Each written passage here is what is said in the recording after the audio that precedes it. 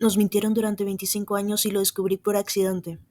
La noche anterior volví a casa con el cuerpo hecho polvo y la cabeza llena de voces. No quería pensar, no quería hablar, solo quería llegar a mi cuarto, cerrar la puerta y quitarme de encima ese día que parecía no terminar nunca. Abrí la puerta y ahí estaba él, sentado en mi cama, mi papá. Te estaba esperando, dijo sin moverse, con esa voz que bajaba que usaba cuando quería herir sin parecer cruel. Estaba parada, en la puerta, como si me hubieran empujado contra una pared invisible. Él nunca entraba a mi cuarto, nunca. Bajé la mirada y entonces lo vi. En sus manos, el dinero, todavía atado en una banda amarilla, el dinero de la abuela. ¿Dónde lo encontraste?, pregunté. Y me costó reconocer mi propia voz. Era apenas un hilo, seco, roto. Debajo de tu colchón, dijo, como si nada, como si no acabara de traicionar algo sagrado. Sentí que se me aflojaban las piernas. Di un paso atrás, me ardían los ojos. Ese dinero no es mío, dije. La abuela me lo dio. Es para las tierras, para recuperarlas. Tú lo sabías. Se levantó con esa tranquilidad que tiene la gente cuando cree que hizo lo correcto, aunque éste destruyera algo. Lo usé para comprar el auto de Matías, dijo, mirándome como si me estuviera explicando algo lógico. Él lo necesita más. Tiene para demostrar que puede avanzar, que puede pertenecer. Es una inversión. Lo miré, pero ya no veía a mi papá. Veía a un desconocido con su cara, alguien que había decidido que un auto valía más que lo que nos quedaba de historia, de raíz, de lucha. Todo eso por un auto, dije, pero no estaba preguntando, solo intentaba entender. No es solo un auto, Lucía, dijo, como si lo justificara todo. Es lo que viene con él, posibilidades, respeto. Y ahí se me rompió algo dentro. Mi papá, el que me decía que no nos vendiéramos, que lo importante no se compraba, acababa de vender nuestra última herencia, por apariencia. No supe qué decir, ni siquiera sé cuánto tiempo pasó, pero entonces se escuchó un ruido en la sala, la puerta, alguien que acababa de llegar, y entendí que esto recién empezaba. Los pasos los reconocí al instante. La abuela entró despacio, con un sobremanila en la mano y una mirada en los ojos que no necesitaba levantar la voz para hacerse sentir. Era una de esas miradas que atraviesan la piel, la carne, los huesos, y llegan donde uno guarda la verdad. Buenas noches, dijo, y aunque la frase era simple, su tono era menos casual. No me quitaba los ojos de encima. ¿Pasa algo? Papá retrocedió un paso, bajó la mirada como un niño atrapado en falta, y yo tragué saliva. Me obligué a hablar, a sacar el nudo. Encontró el dinero, lo usó para comprar un auto a Matías. Silencio. La abuela no dijo nada al principio. Caminó hacia la mesa con pasos firmes, con el mismo control con el que siempre sostuvo a esta familia. Apoyó el sobre con cuidado, y ahí estaban los papeles de la tierra, nuestro pedazo de historia. Ese dinero no era suyo, dijo entonces, con una calma que cortaba el aire. Era para registrar lo nuestro, antes de que lo destruya todo. Papá intentó responder, todavía buscando excusas donde ya no quedaba espacio. Matías está frustrado, necesita un impulso. Esto lo ayuda. Un auto por encima del legado familiar, lo cortó ella, sin gritar, sin vacilar, y aún así su voz sacudió la sala. Esa tierra fue de mi padre, y del suyo, y ahí se enterraron promesas, y tú los vendiste por ruedas nuevas. Me ardía la garganta, las lágrimas querían salir, pero no, no todavía. Me acerqué al sobre, lo tomé entre mis manos y lo apreté contra el pecho, como si pudiera protegerlo con el corazón. Todavía no es tarde, dije. Voz temblaba, pero no retrocedí. Lo recuperaré. No voy a dejar que esto se pierda. La muela me miró por un instante, sus ojos brillaron. Y esa mujer que parecía invencible lloró, pero sonrió, con orgullo, con alivio, con algo parecido a esperanza. Entonces tienes más coraje que todos nosotros juntos, me dijo. Papá se sentó vencido, no dijo nada más, el daño ya estaba hecho. Pero yo sentía algo distinto, como si a pesar de todo todavía quedara un camino, y esta vez no iba a dejar que nadie más lo borre. A la tarde siguiente todo se veía tranquilo, sin embargo, a mí todavía me dolía el pecho, como si todo lo ocurrido la noche anterior se hubiera quedado instalado ahí. Salí al patio, con el bolso colgado del hombro, adentro el sobre seguía intacto, pero yo no. Matías estaba ahí, pulía su auto nuevo como si fuera un trofeo, brillaba tanto como él, sonreía satisfecho, orgulloso, ignorante, ajeno, y ya no pude callar. ¿Te parece normal? Dije sin suavizar nada. Este auto costó más que la historia de esta familia. Él se giró, confundido, como si le hablara en otro idioma. ¿De qué hablas? Me crucé de brazos. Sentí el papel del sobre firme contra mi costado. Papá usó el dinero de la abuela, el dinero para recuperar las tierras, lo usó para esto. Vi cómo su expresión se desarmaba. La sonrisa se le cayó de la cara como si nunca hubiera estado ahí. Yo no sabía, balbuceó. Pensé que era el préstamo del que hablaba hace tiempo. Pero no lo era, le corté. Era algo más grande que tú, que todos nosotros. Silencio. Matías bajó la mirada, y entonces escuché algo nuevo en su voz, un temblor. Necesitaba impresionar, murmuró. Los inversionistas ven lo que conducen, no quién eres. Estoy tratando de lograr algo, algo que cambie mi vida. Quise entenderlo, juro que lo intenté, pero me hervía la sangre. ¿Y qué hay de la abuela?, le dije. ¿Y de mí? Yo no pedí esto, papá lo decidió. Me quedé quieta, viéndolo, y por un momento lo que sentí no fue rabia, fue algo más difícil. Lo vi encogido, con una cadena nueva en el cuello.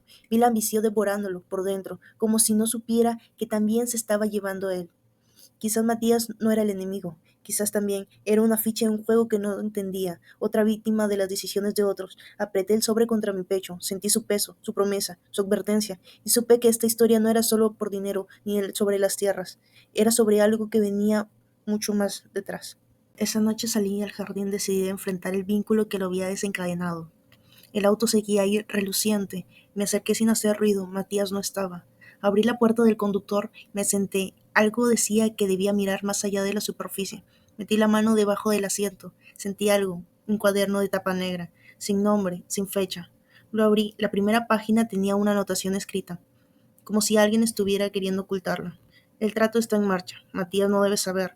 El auto se moverá antes del domingo. Mi estómago se revolvió.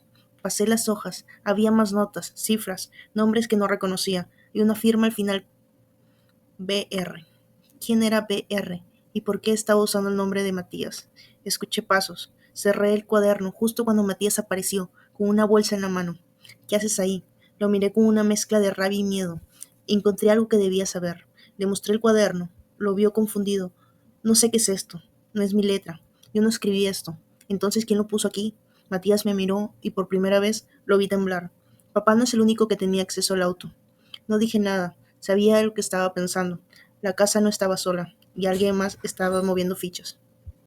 Justo entonces el celular de Matías vibró. Miró la pantalla, se puso blanco. Es un número bloqueado, murmuró. Y dice que tengo que entregar el auto mañana, que el trato debe cumplirse. No entiendo nada. Tomé el celular, leí el mensaje, todo esto era casual. Y mientras él cerraba la puerta del auto, yo guardé el cuaderno en mi bolso. Era hora de descubrir quién era BR y por qué nuestra familia estaba atrapada en algo más siniestro que una traición.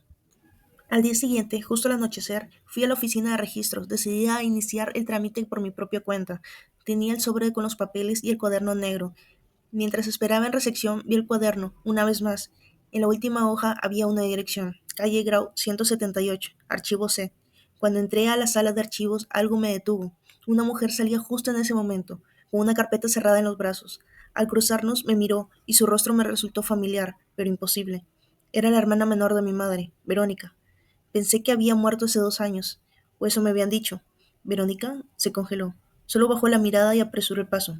La seguí hasta la calle. El cuaderno en mis manos temblaba. ¿Era ella BR? Corrí tras ella, pero desapareció entre los pasillos. Cuando regresé al archivo, pedí ver los documentos registrados esa tarde. La mujer de la recepción me negó el acceso. Ya se retiraron. Lo siento. Le mostré el cuaderno. Su mirada cambió. ¿Dónde obtuvo eso? Lo encontré en el auto de mi hermano. Él no sabe nada, y yo tampoco. Pero alguien está moviendo las piezas detrás de todos nosotros. La mujer se inclinó, me susurró, como si esto estuviera confesando algo prohibido. Esa dirección corresponde a un archivo alterno. Solo algunos lo usan. Cosas que no deben figurar en los registros normales. ¿Quién lo supervisa? Su padre, hasta hace unos años, y ahora creo que una mujer de apellido Ríos. Ríos, como Verónica Ríos.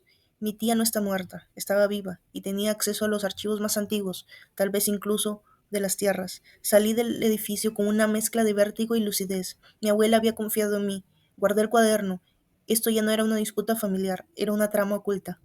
Esa misma noche decidí regresar a la casa de la abuela. Necesitaba hablar con ella, pero sobre todo necesitaba respuestas. El encuentro con Verónica en el archivo aún me temblaba en el pecho. No podía ser una coincidencia. Cuando llegué, la luz del comedor estaba apagada, solo la lámpara del escritorio en un cuarto brillante débilmente. Toqué la puerta y ella respondió con una voz firme. Entra, Lucía. La encontré sentada, con una caja de madera abierta frente a ella, una caja que nunca antes había visto. Dentro habían papeles antiguos, fotografías en blanco y negro y una carta doblada cuidadosamente. ¿Qué es eso? Me acerqué. Es de Verónica. Llegó hace 3 días, pero esta fecha, en el año 2001, me congelé. 2001. Eso no tiene sentido. Ella. Yo creí que había muerto. La abuela me entregó la carta. Reconocí la letra al instante. Era igual a la del cuaderno. Al abrirla, leí: si alguien encuentra esto, sabrá que lo protegimos. No se ha perdido. La tierra no está registrada como creen. Los papeles verdaderos se guardan en el archivo paralelo. VR. 4 de agosto del 2021. Miré el calendario del escritorio. Era 4 de agosto, pero el 2025. ¿Cómo puede estar esta fecha con 24 años de diferencia? La abuela me miró como si estuviera viendo a través del tiempo. Verónica no murió, Lucía. Desapareció. Se fue con los secretos que creía necesario. Tu madre nunca quiso hablar del tema, pero ahora parece que está volviendo todo poco a poco. ¿Y por qué hoy? Porque moviste las piezas. Algo en ti abrió la historia de nuevo. Tomé la carta, me dolía todo, cada palabra, cada fecha. Entonces la tierra no es nuestra. Lo fue, y puede volver a serlo, si encuentras lo que Verónica escondió. Me fui esa noche con la carta en el bolso y un nudo en el pecho. Cada paso me acercaba más a la verdad, que nadie estaba listo para enfrentar.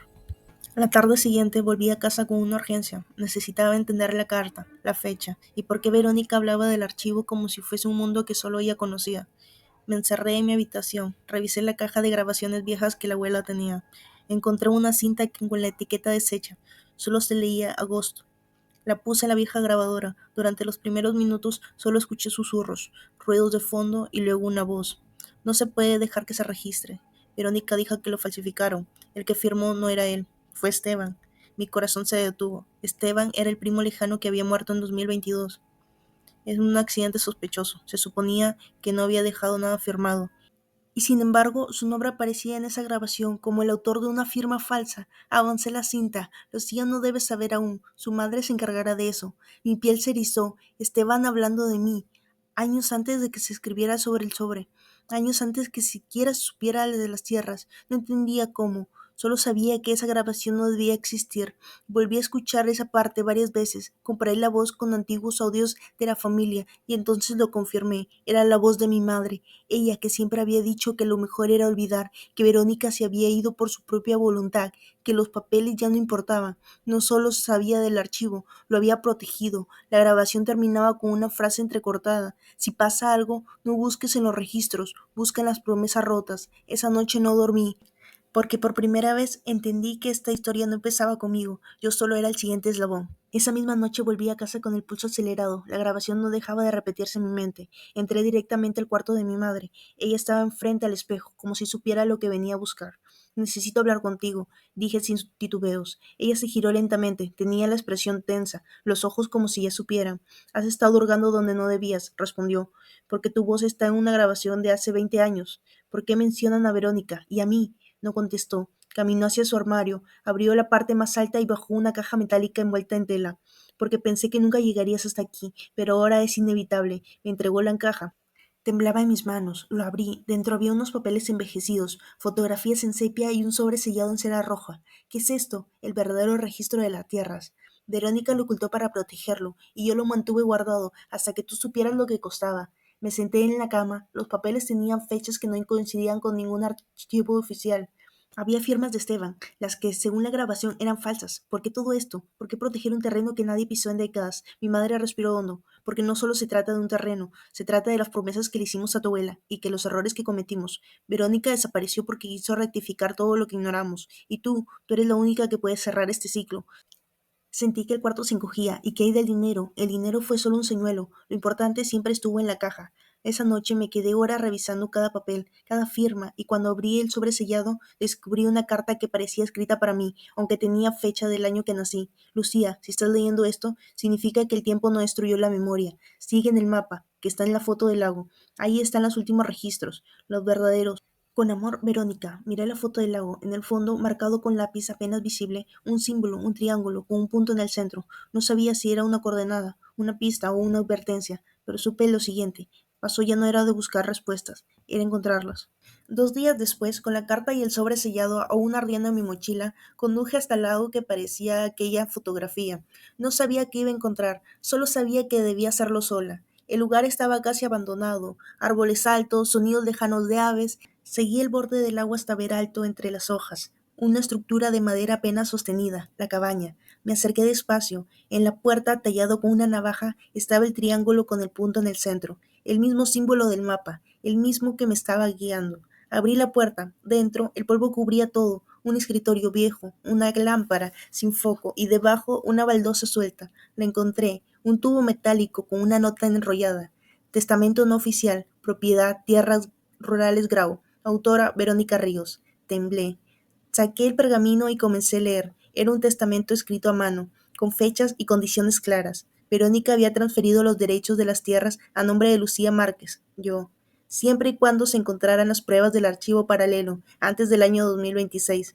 Era como una carrera contra el olvido. Al final del pergamino había un dibujo de la familia, mi madre, mi abuela, incluso Matías de niño, la firma con tinta azul, porque el pasado no se hereda, se construye. VR. Me senté sobre la mesa crujiente, sentía cada parte de mí estaba conectada. El silencio me acompañaba, y la decisión era clara. No iba a dejar que todo esto se enterrara de nuevo. Salí de la cabaña con el testamento en mano, y con la determinación renovada en la otra. El siguiente paso sería presentar los documentos, pero más allá de eso, era hora de volver a mirar a mi familia a los ojos, y preguntarles si estaban listos para recordar. Ese domingo, al mediodía, reuní a todos en el comedor, papá, mamá, Matías y la abuela. Había preparado arroz con pollo como excusa, pero el verdadero plato fuerte se esperaba sobre la mesa: el testamento, la carta del lago y las grabaciones. El ambiente estaba tenso. Papá hablaba poco, Matías se movía inquieto, mi madre solo observaba.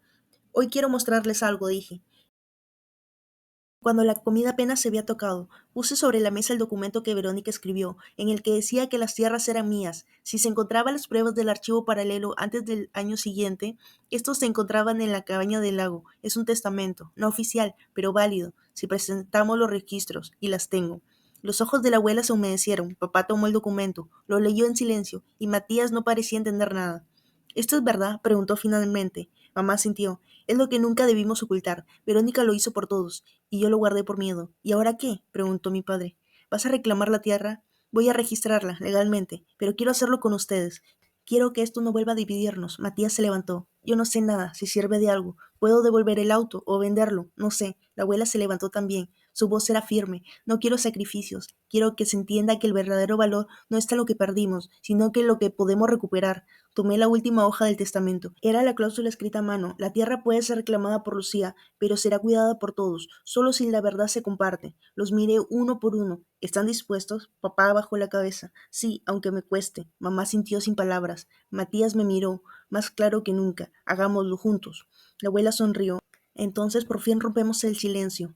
Ese almuerzo no terminó con postre, terminó con un pacto. El lunes por la mañana llegué a Registro Nacional con los papeles en mano, el testamento no oficial, las cartas, las grabaciones y el sobre sellado por Verónica. Mi madre me acompañó en silencio, mi abuela nos esperó fuera, con los ojos cargados de fe. Nos atendió un funcionario de rostro endurecido, revisó cada hoja sin levantar la vista. Esto no está en el sistema oficial, dijo finalmente. Tiene respaldo legal. Mi madre colocó sobre el escritorio una carpeta adicional. Dentro, pruebas de los archivos paralelo, las firmas falsificadas y la resolución de la propiedad que Verónica guardó en la cabaña.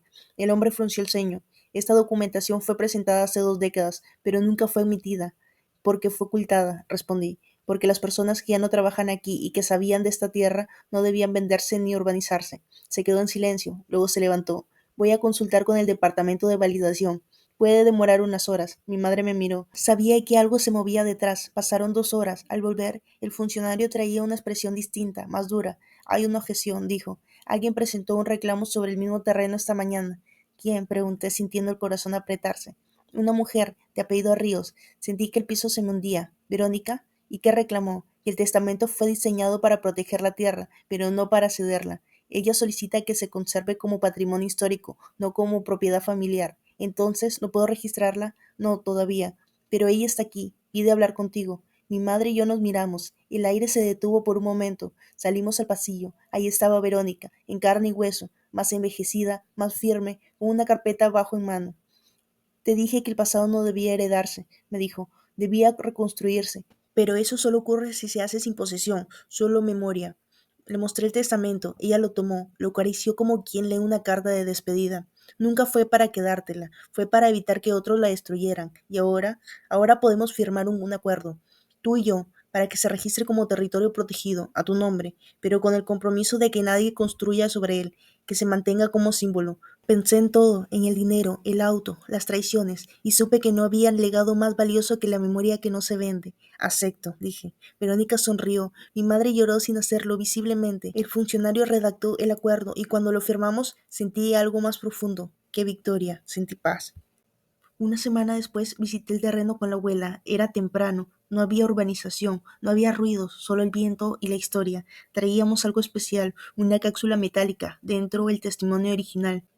La carta desde la cabaña, una copia de la grabación, una foto familiar y una carta mía para el futuro. La abuela cavó con sus propias manos, no quiso pala, quiso sentir la tierra que había protegido con tanto amor. Yo la ayudé. Cada puñado era como enterrar heridas viejas, pero también sembrar promesas.